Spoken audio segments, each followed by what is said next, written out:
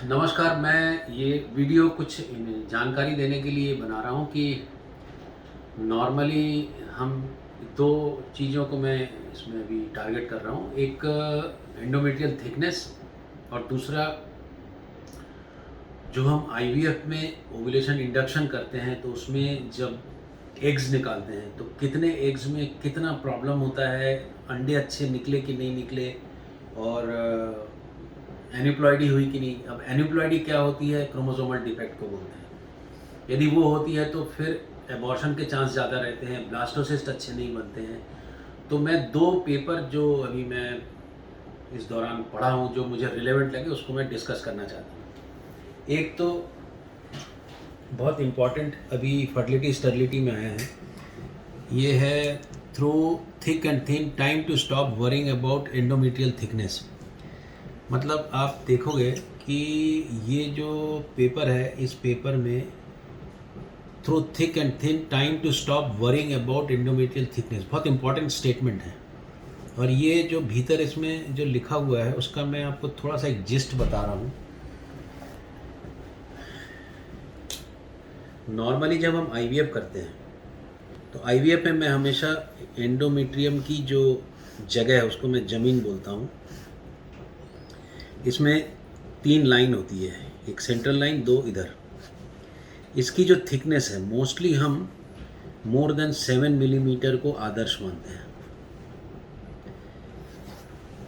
मतलब 6 millimetre, 5 millimetre, इनको हम थिन एंडोमेट्रियम बोलते हैं। कई बार बहुत सारे केसेस में हम एम्ब्रियो ट्रांसफ़र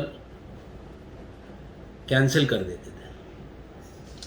ये जो पेपर आया है इसमें 5 मिलीमीटर, 7 मिलीमीटर, 9 मिलीमीटर, 11 मिलीमीटर सब में बहुत सारे एम्ब्रियो ट्रांसफ़र किए गए हैं। उसमें जो 5 मिलीमीटर में भी 33% सक्सेस रेट मिला है। यदि ये ट्राइलेमिनर है, थोड़ा टेक्निकल बता रहा हूँ मैं, यदि ये ट्राइलेमिनर है और यदि 7 मिलीमीटर तक नहीं पहुँचा, 5 मिलीमीटर तक भी पहुँचा, तो भी एम्ब्रियो ट्रांसफ़र करने से प्रेगनेंसी हो सकती है। That is a very important statement. ये स्टेटमेंट इसलिए भी इम्पॉर्टेंट है कि यदि आप गाइटन की बुक देखोगे, फिजियोलॉजी देखोगे, आप फिजियोलॉजी की जो किताब है, routine regular text book of obstetric gynae देखोगे, तो जो नेचुरल प्रेगनेंसी होती है उसमें भी ये जो एंडोमेट्रियल थिकनेस होती है 5 मिलीमीटर के आसपास ही होती है। इसका मतलब 5 मिलीमीटर के पास का जो एंडोमेट्रियम है इसमें प्रेगनेंसी हो सकती है, इसलिए एंडोमेट्रियम में ट्रांसफ़र कर सकते हैं। इसमें भी प्रेगनेंसी होती है। जिनका 5 मिलीमीटर तक ही पहुंचता है उनको बहुत निराश नहीं होना चाहिए। ये बहुत इम्पॉर्टेंट एक पेपर है।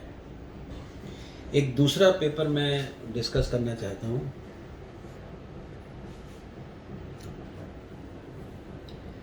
दैट इज ओव्यूलेशन इंडक्शन पे।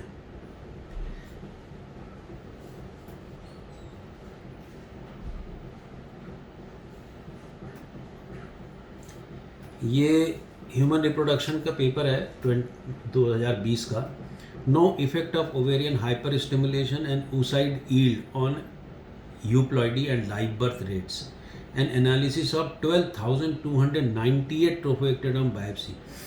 बहुत बड़ी स्टडी है, 12,298 एम्ब्रियो का इनने जांच किया है। और effect of ovarian stimulation, oocyte yield, इसका मतलब ये होता है, ये बच्चेदानी है, ऐसी 2 अंडाशय होते हैं। इस अंडाशय में हम दवाई देके अंडे बनाते हैं। ये फॉलिकल कहलाता है। इस फॉलिकल के भीतर अंडे रहते हैं। इनको हम आईवीएफ में बाहर निकालते हैं। फिर हम इक्सी द्वारा या फिर नेचुरल इंसेमिनेशन से इसमें भ्रूण बनता है।